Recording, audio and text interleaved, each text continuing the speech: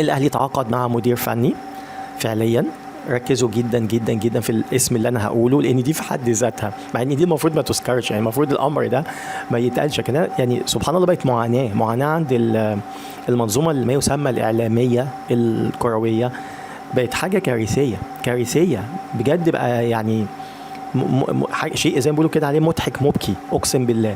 تسمع الفطاحل في المجال الكروي واللي بيشتغلوا في مجال ما يسمى الاعلام، سواء مقروء او مسموع او مرئي، وبالتحديد المرئي دلوقتي كله اتجه ليه. حضرتك تبقى تتجنن. الناس دي ازاي؟ الناس دي يطلق عليها اعلاميين اصلا، تخيل. فما بالك كمان لو معلق في المباراه ولا حد في الاستوديو تحليلي وحاجه خد منها لبكره يعني. والله العظيم اقسم بالله.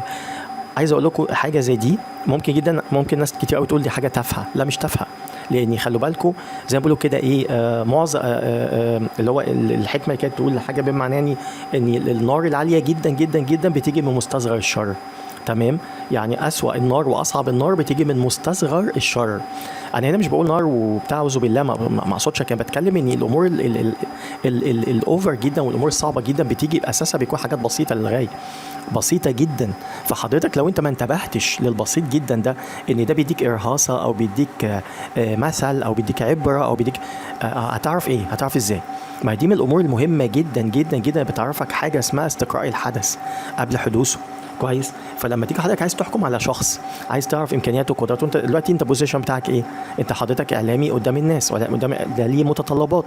اول متطلب فيه تعرف تنطق صح. تخيل. يعني حاجه مسخره يعني. مهم يعني.